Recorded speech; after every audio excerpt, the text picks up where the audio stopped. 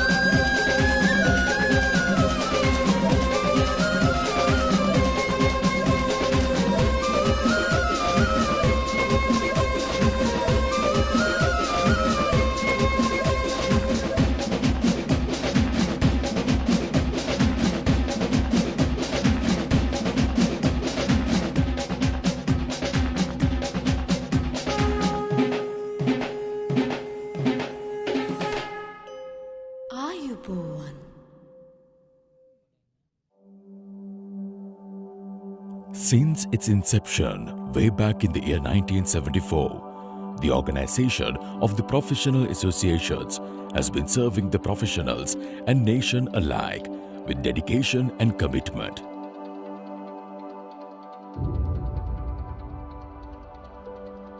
(1972) saw the establishment of the first Republic Constitution in Sri Lanka, replacing the Westminster Parliament system, and the formation of the National State Assembly, which is the legislature. The new constitution also paved the way for the abolishment of the second chamber of the Parliament, the Senate, and as a result, at the time of origin, the OPA was to play a national role as a replacement to the Senate. The initiation of the OPA was also mooted with several professional bodies striving for the establishment of one common apex institution which would cater to the country's growing need of professional opinion. And this process was carried forward under the aegis of the Commonwealth Foundation based in the UK in order to have a joint voice in areas of economics and policy. Since then, the fledgling organization has grown to be a pulsating institution with immense potential to serve the nation at large. Owing to its diverse nature, today the OPA is recognized as a unique organization, and based on the reliable information, there could not be a similar organization globally. Even the officials of the Commonwealth Foundation who visited Sri Lanka to attend the CHOCOM were based at the progress the OPA has achieved during the decades of serving the nation profusely. For more than 4 decades, the OPA has been working with the ultimate vision of being the independent and vibrant apex body of professional associations of varied disciplines guided by high professional and ethical standards, providing leadership to and development of professions with acceptance of community as a body contributing to national development. Today, the OPA has a long way and grown into a powerful civil organization consisting of an impressive list of member organizations currently standing at 48, with a total membership of approximately 50,000 professionals in various fields whose outreach could be extensive in numbers. The member organizations include and are spread across a vast number of sectors ranging from medical to legal, engineering to marketing, management, and the various other professional institutions. The OPA is recognized as one of the major organizations involved in conducting various programs in terms of seminars, workshops, lectures, etc. on national issues and any other important subject areas for both members and the general public.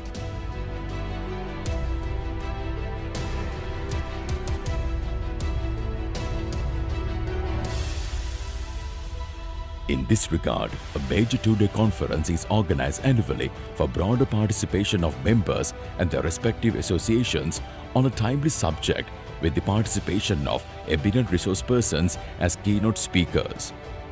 The final outcome of this annual conference is forwarded to the government and relevant authorities for incorporation when making policy decisions.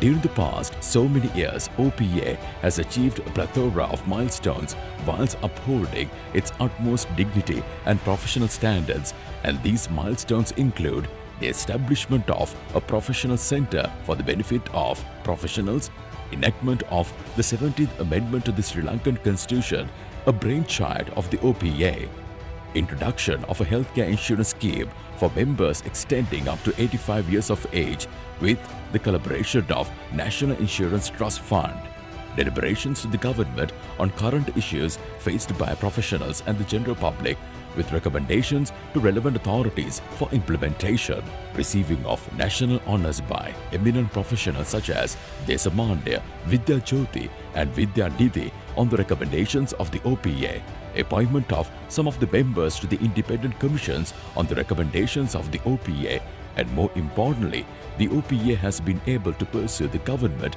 to incorporate some of the budget proposals forwarded from time to time, which has largely benefited many professions and the general public in Sri Lanka. For the recreation of the members, the OPA also organizes a series of programs which include Sinhala Tamil New Year and Christmas celebrations, mobile dental clinics, benevolent activities to mark the Vesak and the Pusun celebrations, six-a-side softball cricket tournament and many more.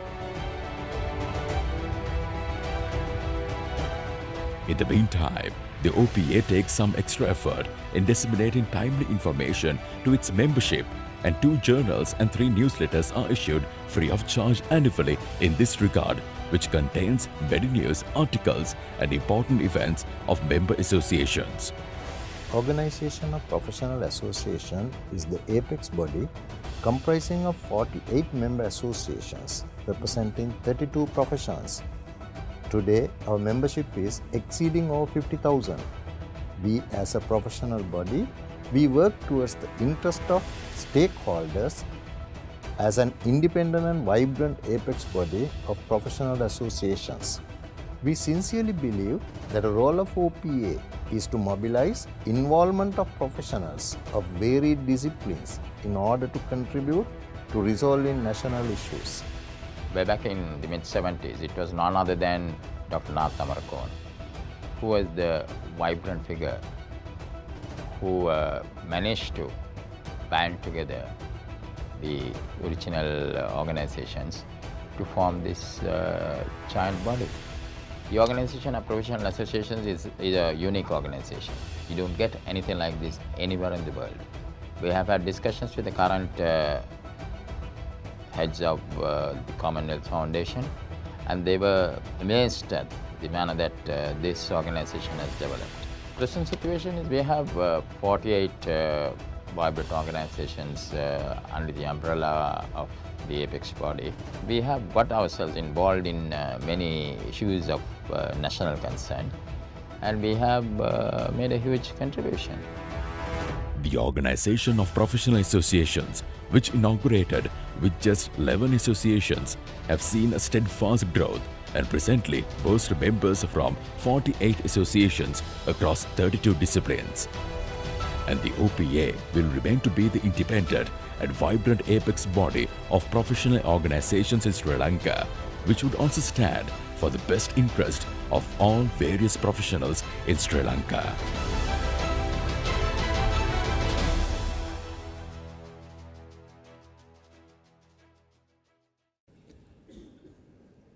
Greetings and welcome. The foregoing, which we refer to as a curtain raiser, has helped us to appreciate the stature and dignity of the Organization of Professional Associations. And interestingly, we heard a phrase that was spoken by the President-elect on camera, where he says, mobilize. To mobilize professionals. And here we are at the 30th annual conference, and this being the inaugural thereof. The 30th annual conference has a theme, and the theme is Strategic Imperatives for Economic Growth. That's that. Which of those words in that theme should be underscored? Which is the most important? What do you think? Strategic Imperatives for Economic Growth. We might think all of those words are relevant and are vital, but how about a little more stress on strategic? So perhaps that's what the essence is going to be in the next days, and we shall invite your attention. However, at this particular moment, it belongs to the president of the OPA to address this audience with some introductory remarks and words of welcome. Many would know Ruwan Gallage, but the formality demands that we introduce him as a professional in the realm of accountancy, he being a fellow member of the Chartered Institute of Management Accountants of the United Kingdom, and also a Chartered Global Management Accountant, and he's also a registered company secretary. He serves as the chairman of Lankaputra Development Bank. He also is a management consultant and he is a director of Future Links Lanka Private Limited, and also has been nominated to serve as a director of the Sri Lanka Convention Bureau. So we invite your attention as Ruwan Gallage addresses this audience. අයිබෝවන් සැබට සුම සැන්දෑවක් වේවා. Vanakkam. Assalamu alaikum. Good evening. It is a pleasure and a privilege for me to welcome you to the 30th annual sessions of the OPA. OPA, the Organization of Professional Associations, what should I say, the mother of all professional associations in Sri Lanka. We have been serving the nation and the professionals for over 4 decades.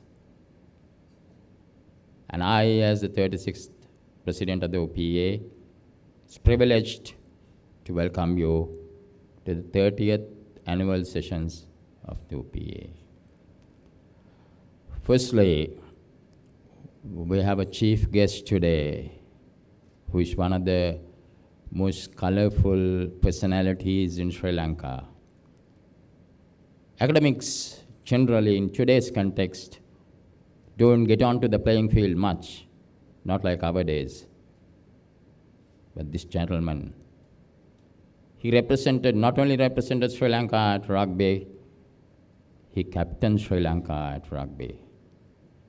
The 1974 ASEAD, if you remember, if you go down memory lane, you remember we were runners-up.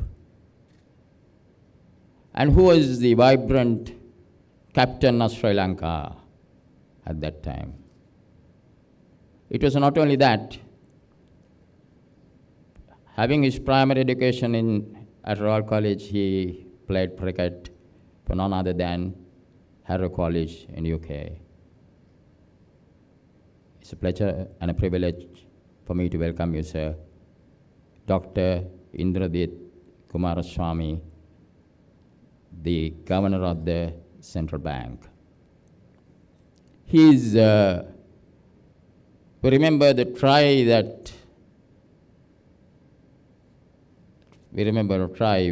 the semi, just before the finals, at the semi-finals, and where he made sure Sri Lanka won. I think very soon he will guide Sri Lanka out of this crisis that we are faced with regard to the debts. Then we have Mr. Adil Malia from India. Welcome you, sir, as well. I had to be very careful with the words I say, because he says, quote, Mr. Adil Malia, no matter how great the words be of, if you do not pause sufficiently in between words, the sentence will be meaningless. And he relates it to HR as well. Sir, it's a pleasure and a privilege to welcome you to this august body today. And Mrs. Adil Malia as well. Take pleasure in welcoming you. President-elect of the OPA, Ms. Wijetunga and Mrs. Wijetunga, the past presidents, the officials who had held the reins of OPA during the past, who had done a wonderful service, the present officials, immediate past president. It is indeed a pleasure to have you all here. And I have a familiar face. I can see him from here, Mr. John Sorensen, the director of UNDP, who had been a powerful personality who had worked with the OPA over the years. Thank you very much for being here as well, sir. OPA had been for over 40 years, as I said, been serving the nation. The first of our annual sessions were in 1988. The subject matter Sri Lanka in 2015. We projected at that time what would be Sri Lanka. Last year we had good governance, the way forward, and this year we have strategic imperatives of economic growth, which is a very powerful theme. I must thank the committee who selected this theme because it's very relevant. And I'm sure that by the end of these sessions, all the delegates will be primed to serve Sri Lanka or mother country in a greater manner. Maybe think we are slightly behind schedule, so I'll make this short. The technical sessions are 3 sections. They are also very powerful.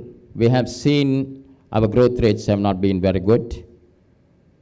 And with the Honorable Governor at the helm, I'm sure that we are going to change gear and move forward at a faster pace, keeping up with the other nations of Asia, because this is Asia's century. We are going to garner more than 50% of the global output. So we should be primed to ensure that we could achieve the next level of growth. On the other hand, innovation, technology. We have been an agricultural nation over the years, but unfortunately we are still at subsistence level.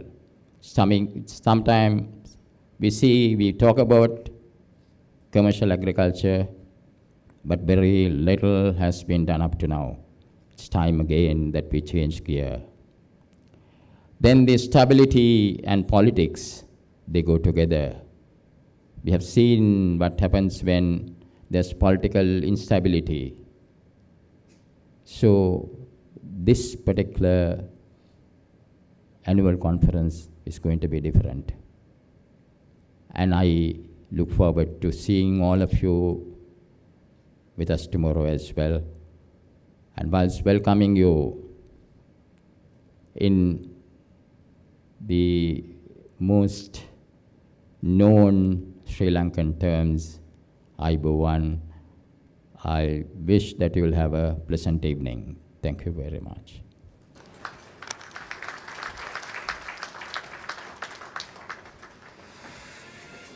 Thank you too, Mr. Ruan Garlage. Your concerns were notable.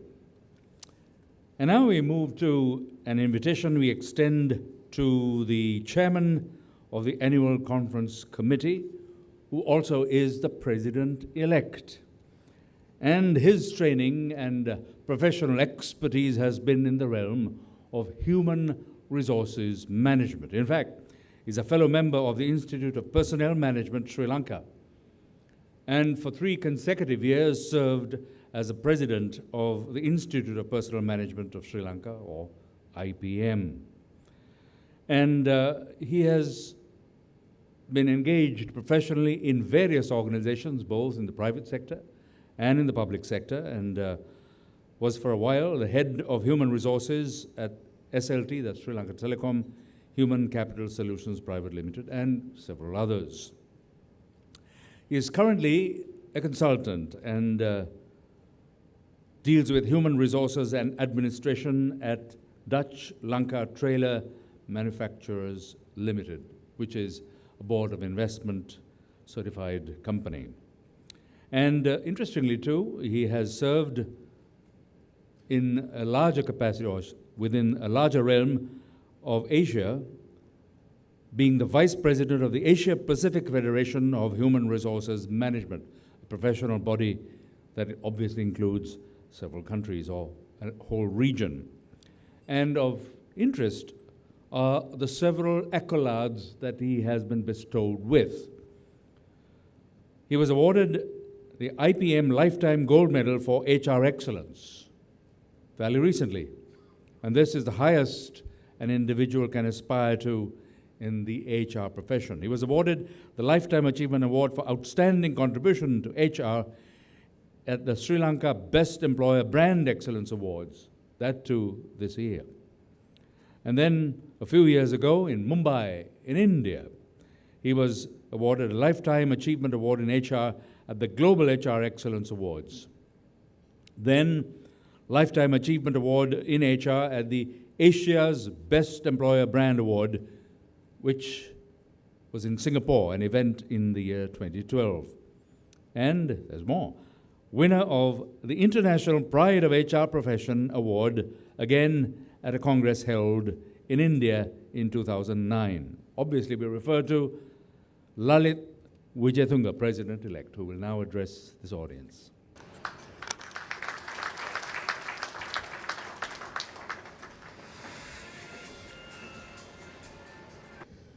Good evening.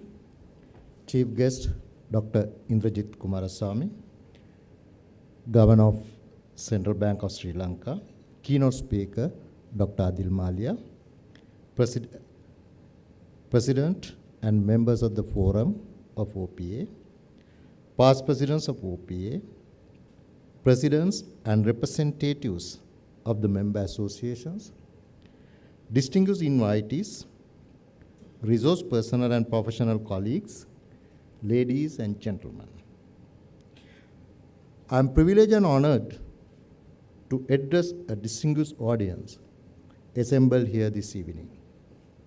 The annual conference of the Organization of Professional Associations of Sri Lanka has always been a significant event in its calendar of events at which the professional communities gather to deliberate on a national issue and provides the guidance and direction to resolve such critical situations.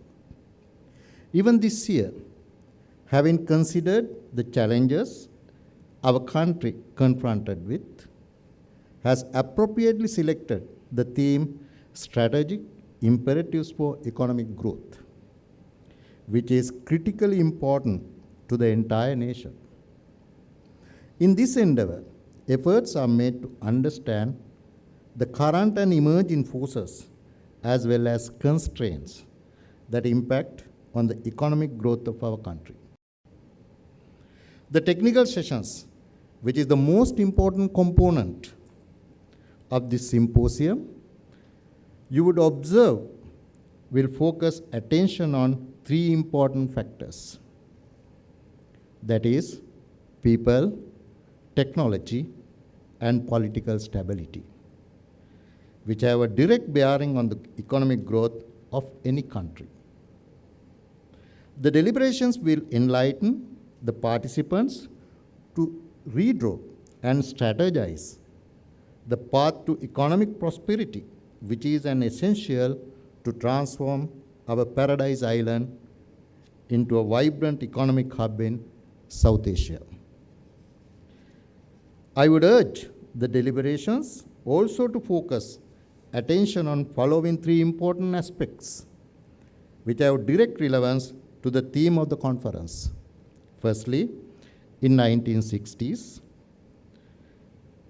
you all can remember, other countries in the South Asia, such as Singapore and Malaysia, were looking up to Sri Lanka, then Ceylon, as an ideal example to follow. Since then, we have lagged behind in our progress and still remains as a developing country. Where did we go wrong? The reasons for this situation would certainly help us to identify correct strategies to be implemented in the future. Secondly, the histories of nations have revealed that the nations have failed due to deterioration of discipline and ethics in the societies. A classic example is the fall of Roman Empire in the distant past. Recent examples could be drawn from Latin American and African countries. In search of strategic imperatives, the adverse impact of bad governance on economic growth of our country needs to be reflected upon. In the absence of good governance, economic growth will certainly not be a reality. Therefore, this aspect should be analyzed in depth and effective strategies be developed to avert such tragic situation in the future. Thirdly, economic ratios will not reveal the true story of our economy. For example, per capita income of US dollars 3,759 for 2016 does not depict. It's very dangerous to give statistics in front of governor of Sri Lanka, but still that's the truth. The average annual income of living conditions of a Sri Lankan farm, Human Development Index and People Satisfaction Index will be more relevant and realistic. Therefore, it will be more appropriate to identify the strategies which ensure a reasonable distribution of benefits of economic growth to all levels of the community. In regard to resource personnel, I am pleased to announce OPA has invited an array of eminent personalities, local as well as foreign, who have excelled in their respective disciplines, to share with us their knowledge, expertise, and more importantly, their visionary thinking. I am confident that the participation in this unique symposium would undoubtedly provide the participants an understanding of the strategic direction of our nation should move to achieve economic prosperity, which should be meaningful to all concerned. At the conclusion of the conference, the OPA would present the recommendations resulting from its deliberations to the government of Sri Lanka, requesting to take appropriate action. In conclusion, I wish to express my sincere gratitude to the chief guest, Dr. Indrajit Kumaraswamy, Governor, Central Bank of Sri Lanka, and the keynote speaker, Dr. Adil Malia, Managing Partner and CEO, the firm Mumbai, India, for accepting our invitation to grace this occasion despite their numerous commitments. I also take this opportunity to appreciate wholeheartedly the unstinted support and cooperation extended by the President and members of the Management Committee of OPA, all members of the Annual Conference Committee. I must stress the fact that Annual Conference Committee, what a contribution that they have done. And Executive Council of OPA and the Forum of OPA and the staff of OPA. Also express our sincere gratitude to distinguished professionals who have willingly come forward to make invaluable presentations, chair sessions, and participate in panel discussion at the tomorrow's technical sessions. Last but not least, I wish to thank all sponsors, including member professional associations, for their worthy contribution to make this event a great success. I'm confident that the Annual Conference 2017 of OPA will be a memorable experience to all of us. Thank you.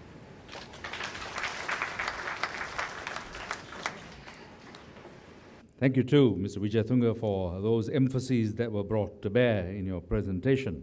And certainly, no doubt, we will be eager to be present tomorrow as those specific subject areas will be dealt with by the resource persons. President Ruan Galage waxed enthusiastic when referring to the sporting success of our chief guest. But of course, he is an economist and is an alumnus of the University of Cambridge and has served his people well. He has initially, after his graduation and reading for his PhD, served with the Central Bank of Sri Lanka on more than one occasion, and for a long while, I think many people are aware of this, has worked with the Commonwealth Secretariat. And until about 2008, that's where he was. And he held several posts, including Chief Officer Economics in the International Finance and Markets section of that body, the Commonwealth Secretariat. And he was appointed the governor of the central bank last year in July, that's 2016. And it's with much pleasure that we invite your attention as Dr. Indrajit Kumaraswamy addresses this audience.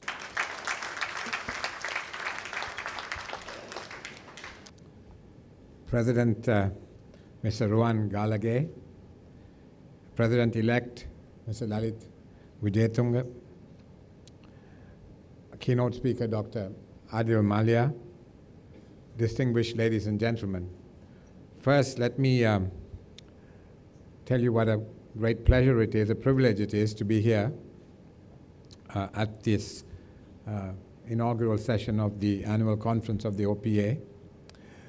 As we saw from the initial film clip, the OPA has had an extremely proud, rich, and distinguished history.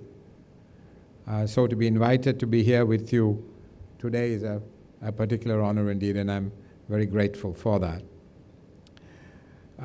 What I'm going to do in my remarks is to initially pose the question, is a higher growth trajectory possible at this stage for Sri Lanka? Are there any major drags, domestic drags, on the economic prospects of the country? Are there headwinds in the global economy which can constrain our development? Having addressed those twin questions, I would try to make the case that we need a new growth model and to set out the elements of that growth model, and finally to catalog what, in my view, are some of the strategic imperatives for growth. So can we achieve a higher growth trajectory? To answer the first question about whether there are domestic drags on the economic prospects of the country, in my view, we have the most propitious set of circumstances that this economy has faced since probably the late 1950s. Because from the late 1950s, for 25 years, there was a secular decline in the terms of trade of the country.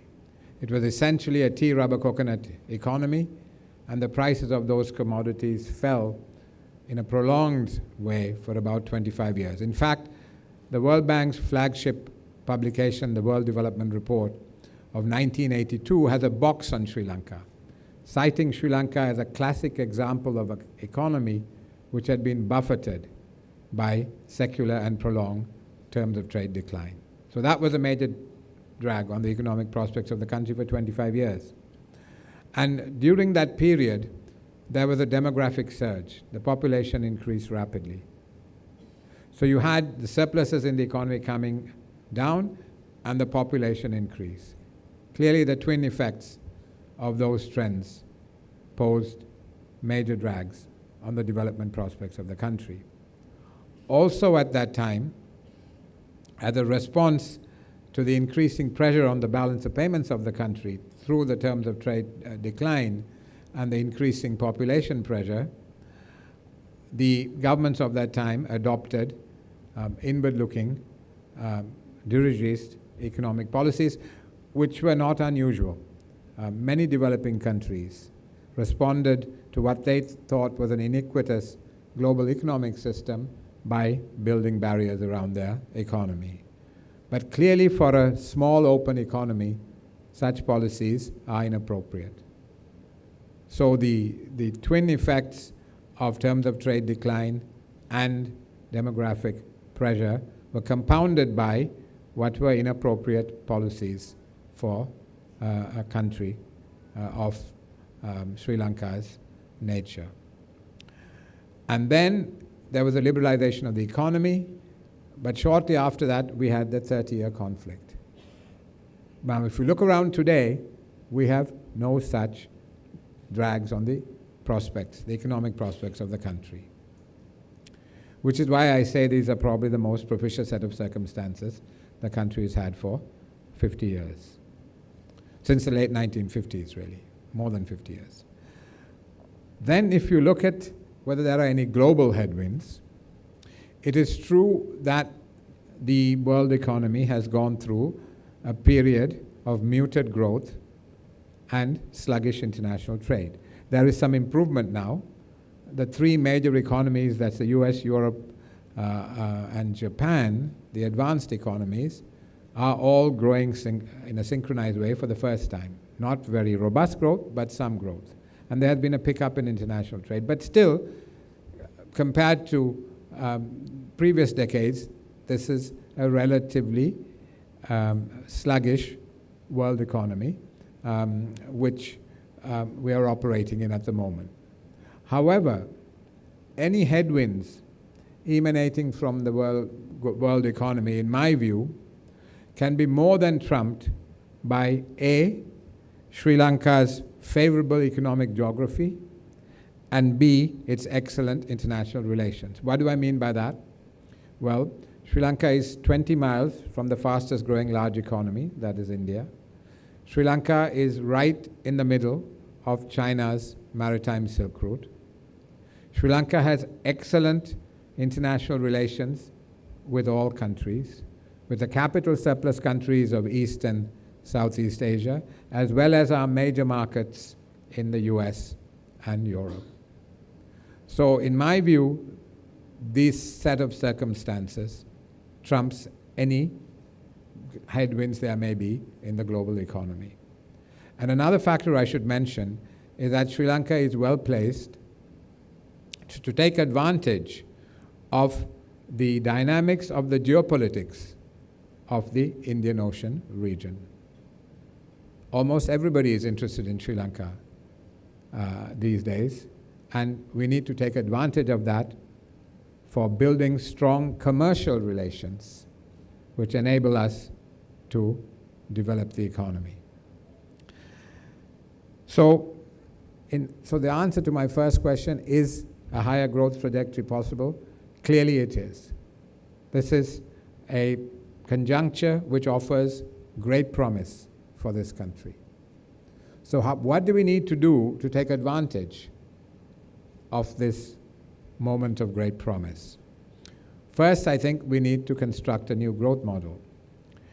If you look back to the end of the conflict, in the subsequent years, growth was driven largely by a foreign commercial borrowing financed public investment in infrastructure.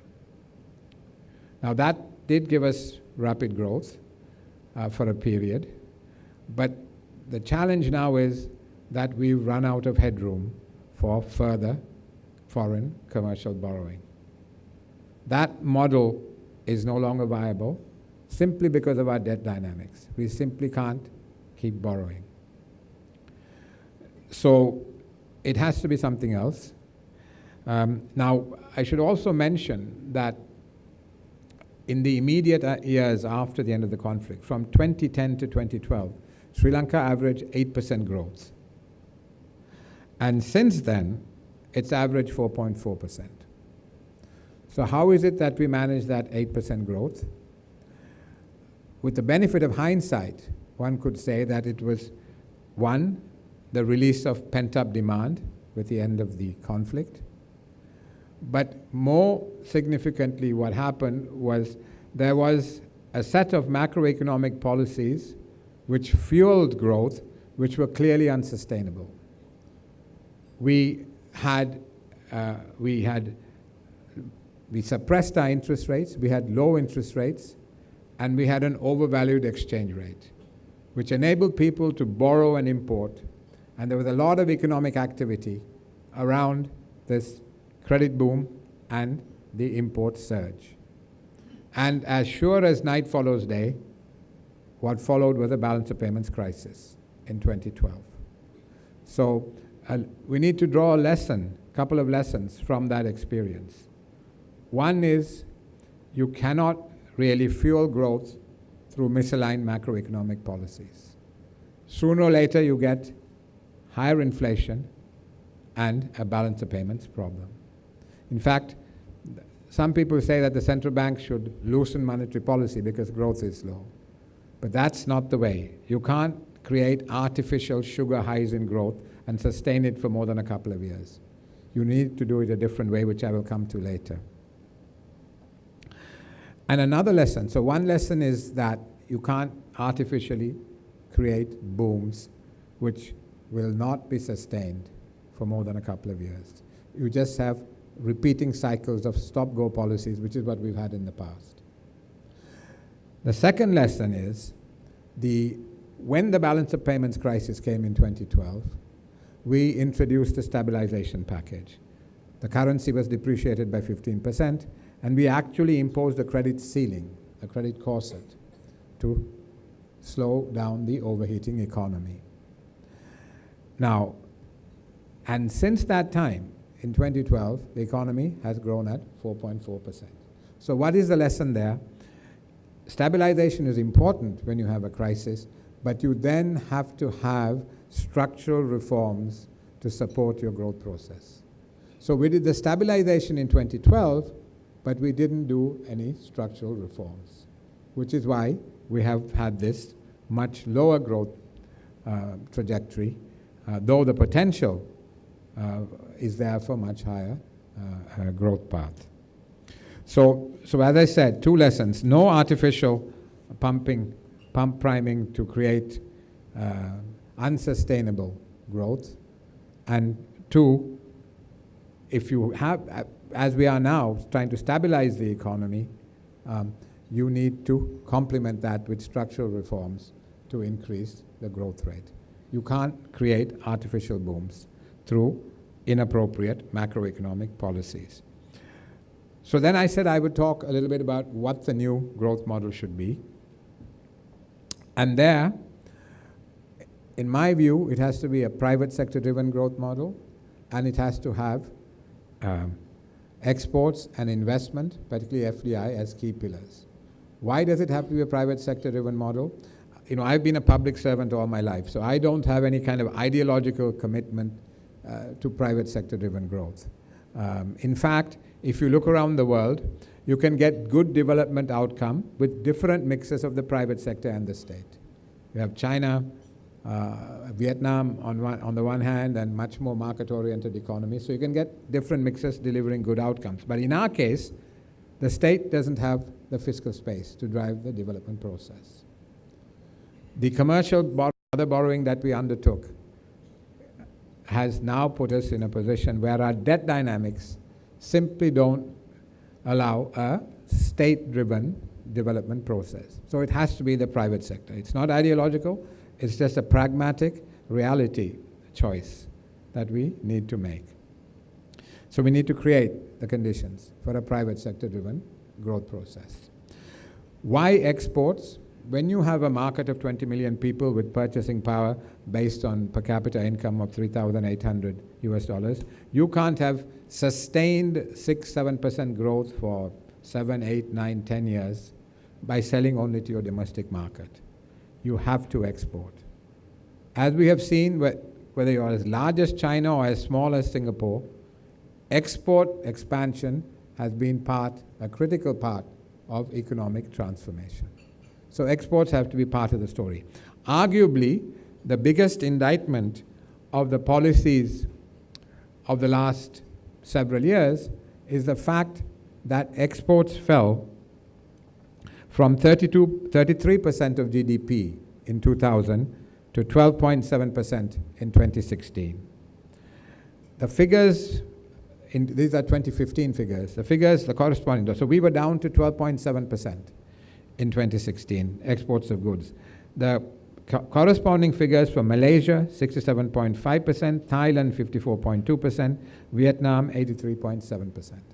So clearly, if we are a small open economy with a relatively limited domestic market, you can't allow exports to collapse in the way they have done.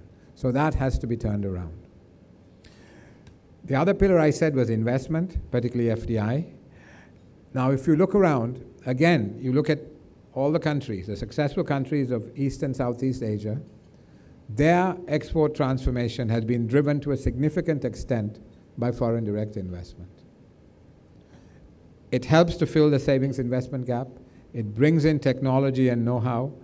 It brings access to markets, particularly regional and global value chains. So, we need product diversification. Right now, 2/3 of our exports come from apparel, tea, and rubber exports. We need market diversification. Right now, 58% of our exports go to the US and EU. And this moving to a much more complex export basket requires significant flows of FDI to support domestic investment. Clearly, domestic investment has a big role to play, and I'll come to that later. But I think creating the conditions for FDI and to drive export transformation is clearly very important. So, as I said, you have private sector driven with exports and investment, particularly FDI, as key pillars. So that's really the growth model. It's nothing new. It's been done by many countries in this region before. The other thing I should mention is that it's part of the export story, which I failed to mention, is our lack of integration with global and regional value chains. Intra-firm trade in Asia has been the most dynamic component of the international trading system. So that is basically these value chains of the Asian companies. Japanese companies, Chinese companies, Korean companies have value chains around Asia.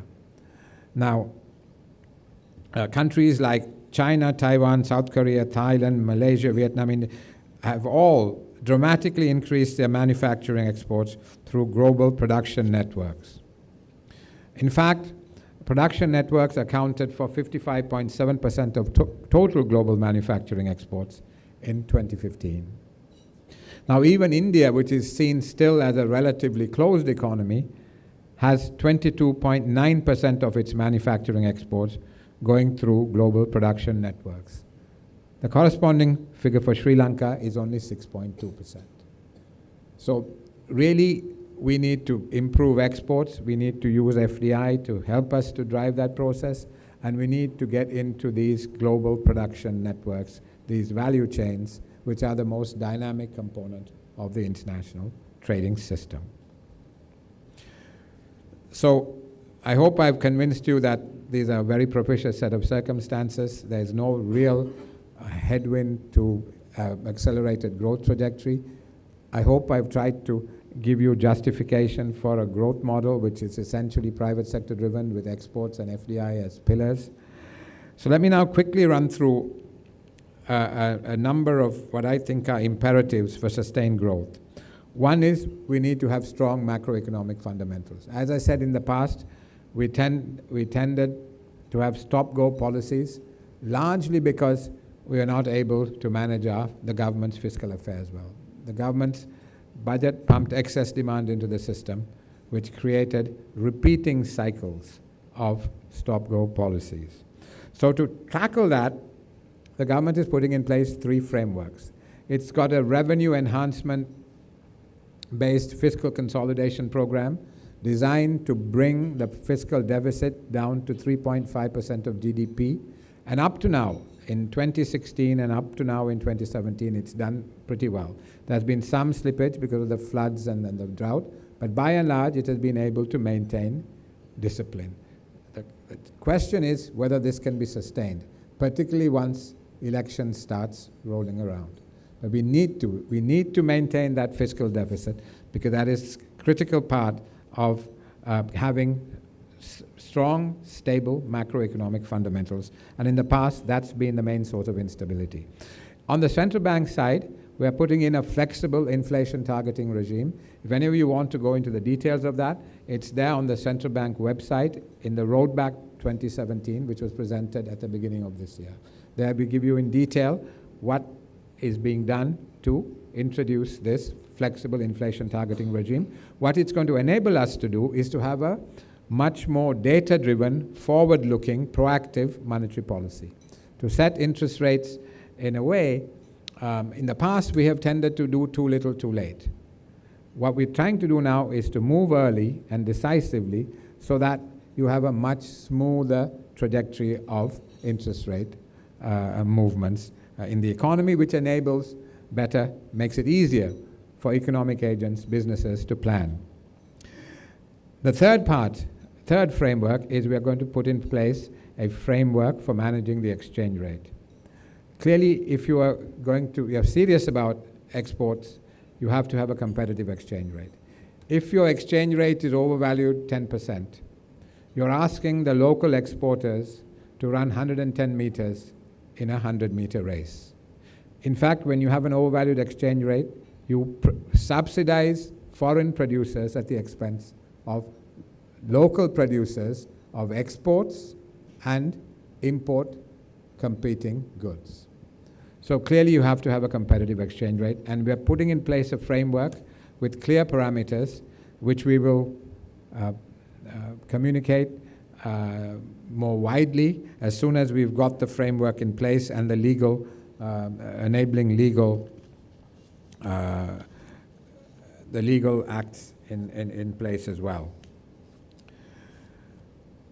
So those are the frameworks. That's one imperative, strong macroeconomic fundamentals, the frameworks, the three frameworks for fiscal, monetary, and exchange rate policy, hopefully will give much greater clarity and predictability as to how the macroeconomic policy instruments are going to be set. Imperatives for growth.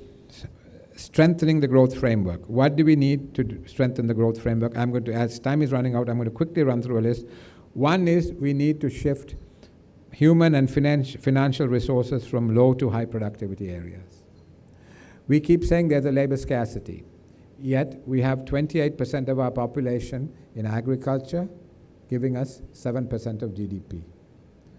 Now, this is politically difficult. It's not going to happen overnight, but over the medium to long term, we need to shift people out of agriculture to increase productivity in agriculture and shift people from agriculture to the more productive activities in the economy. Second, the public service. Again, it has increased from about 700,000 in 2006 to 1.5 million today. It's 15% of the workforce. It's what Greece had. It's a very large public service. And again, we say we have shortages of labor. We can move labor from a low productivity area to the new dynamic areas which require labor. But for that, we need a national pension scheme. Everybody wants to join the public service because there's a non-contributory pension scheme. We have to level the playing field where workers in all sectors have the same kind of pension scheme. And the government, I think, is trying to do that. And the third is the SOE sector, which absorbs a lot of resources, financial and human, and gives us a low return. So over time, we need to improve performance there. So that's one, shifting human and financial resources from low to high productivity areas. Second, the investment climate. The government has set up a number of task forces to try to improve the ease of doing business.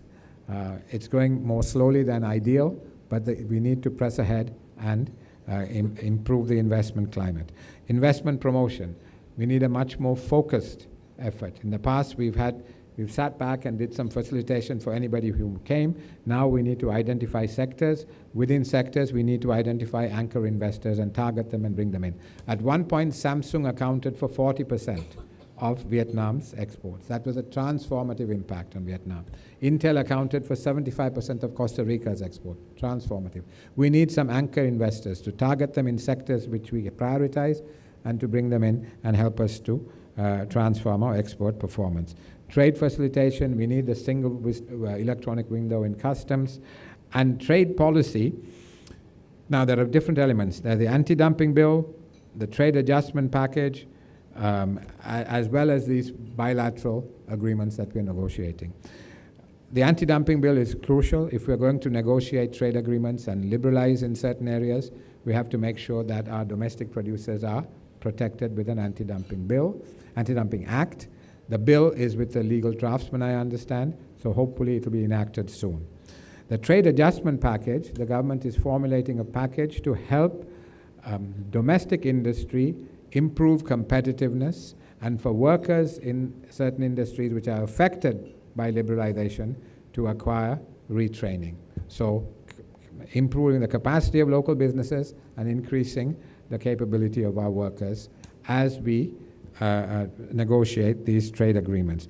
The trade agreements, one is clearly it's natural to have considerable concern about negotiating with much larger countries like China and India. That's natural.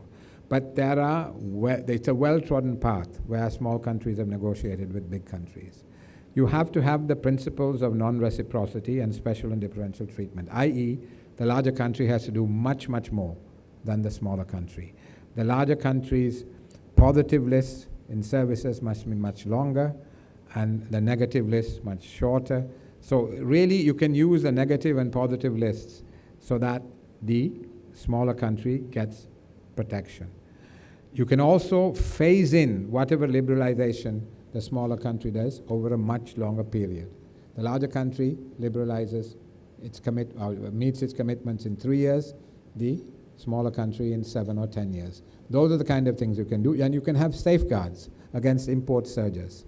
If the import of a particular item goes up by 10%, 15%, you can have a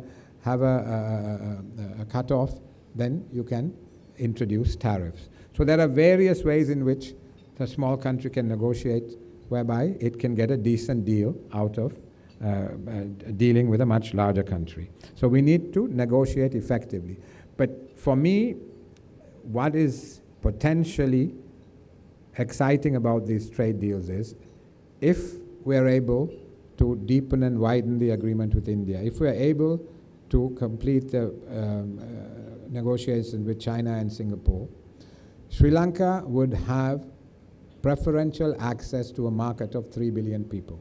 That's China, India, Pakistan, with whom we have an FTA, EU market where we have GSP Plus, and Singapore. I do not know of any other country which has preferential access to China, India, and Europe. And clearly that will create opportunities for our own businesses, but it also enables us to leverage the trade investment nexus to show this market of 3 billion people to attract investors from all around the world to come to Sri Lanka.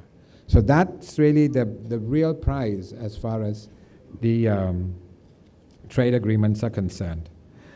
Other imperatives include a sound financial system. The central bank is working with the banking sector to ensure that the Basel III standards are met on time, and that's going reasonably well. We have some challenges, some major challenges in the non-bank financial institution sector, that's the finance companies. We are trying to address those. Then another imperative for growth is clearly facilitating R&D, innovation, and entrepreneurship. This audience knows much more about than I do. We need innovative thinking to create value in the market. We need to lower the risks and barriers associated with new startups. We need to introduce entrepreneurship and innovation in the education system and to increase the links between academia and business. That is happening. I think as we speak, the links with academia and business are increasing, and we need to accelerate that process. Another thing is to have regional balance in growth. The Western province did account for about 49% of GDP, and now it's much less, about 41%. But we need to have regional balance, and here the government is trying to do that. It's got these 2 economic development corridors it's trying to implement. One, if you start with Kandy, there's a partnership with Japan to develop a master plan for Kandy. It will have a kind of a strong cultural, religious tourism component as well as an industrial zone. Then you come down the new Kandy-Colombo highway, and there are going to be industrial zones in Kurunagala, Kuliyapitiya. And there the Koreans and the Andhra Pradesh Development Corporation have shown some interest. You come down, further down to Colombo, and you all know about the Western Region Megapolis project, you know about the Port City project. Then you go down the southern highway. There are some in Kalutara. There is going to be a industrial zone which the Thais are going to develop And you go further down, there are some tourism developments, and you get to Hambantota. Now, Hambantota, I'd just like to talk a little bit about the port agreement and the development of that region. I've always felt that we may not have framed the discussion about the long lease of Hambantota Port as appropriately as we could have done. Clearly, the country has to get the best possible deal. That one needs to negotiate to make sure that Sri Lanka's interests are protected. But that it's not just a port deal, because what the port deal does is that it catalyzes billions of dollars of investment in that region. To begin with, the Chinese are going to build a steel billet factory, an LNG plant, refinery, a ship repair facility, and there's one other, there's five, I'm missing one, a ship repair facility and a cement factory. These are what they call foundational industries to help build the industrial zones they have in mind. Now, 69 years after independence, there's remarkably little that has been done for the people of Monragala. Remarkably little that has been done for the people of Uva. The people of Hambantota have assets that don't work for them. And by leasing this port to China Merchant, it unlocks, as I said, billions of dollars of investment to develop an area which has not had a decent deal in independent Sri Lanka. After all, it was part of the heartlands of the JVP movement on 2 occasions. And that was for a particular reason, because nothing much has happened there. This gives us the opportunity to develop that area. Then we go up further to the east.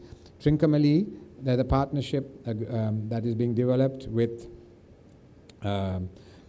Japan, India, and Singapore. The Singaporean company, Subana Jurong, which did the Western Region Megapolis plan, is doing a master plan for Trincomalee. And the idea is for those 3 countries to work together with us to develop industrial zones in that area. And the idea is there to ensure that the people of the Rajarata also have access to that development. And there are infrastructure development projects for the north, connecting Mana with Trincomalee and then Jaffna further out. Already the highway is up there, but the port and the airport are being rehabilitated, and investment in Jaffna, in the northern and eastern conflict-affected areas, will get a 200% investment allowance. So there is a focus on regional development through these major development programs. Then let me quickly go ahead. Potentially the binding constraint is human resources. Are we going to have the people to implement all these programs? And this is where I think we need to align our education, training, and skills development system with the country's dynamic comparative advantage and the labor market. We need to train people for the sectors, the growth sectors that are emerging, and that we need to do quickly. Clearly, improving the system is going to take time, but they have what they call these boot camps now, where you can have very intensive training for construction workers, for leisure sector workers. We need to stay ahead of the game by doing some of that stuff. And it can be done by the private sector because the government is constrained for resources. And the other thing is, another imperative for growth is clearly energy security and sustainability. The long-term energy generation plan must make sure that we get secure and relatively competitively priced power. That's critical. And in that process, it's important that we get our demand forecasts right.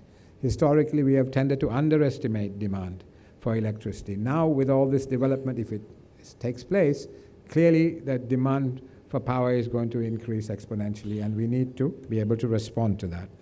And as far as sustainability is concerned, we need to mainstream sustainability into our planning and budgeting processes. We need to build buffers in terms of public funds to deal with natural disasters, floods and droughts, because these are going to recur. And we need to now build in these buffers in our budgeting to make sure that we can respond effectively. So these are some of the thoughts that I wanted to share with you. In my view, all these plans are embedded in the government's 2025 vision document. The plans are very good, but the jury is still out whether we are going to implement this effectively. When people ask me, what are your 3 priorities? I always say it's implementation, implementation, implementation. We have to make sure that we are able to deliver this. And if we sit back and say the government is going to deliver this, it's not going to happen. It needs really commitment on the part of everybody, all stakeholders in this country, to make sure that these plans are put into place. And this august body has, I think, a big role to play. You need to take a view. Is the macroeconomic situation in the country, are the macroeconomic fundamentals becoming more robust? Is macroeconomic management improving? Are the government's programs and projects credible? Is the business climate improving? If the answer to these kinds of questions is yes, I would urge all of you, professionals, to really put your shoulder to the wheel and to take advantage of what in my view is a tremendous opportunity for this country. Thank you very much.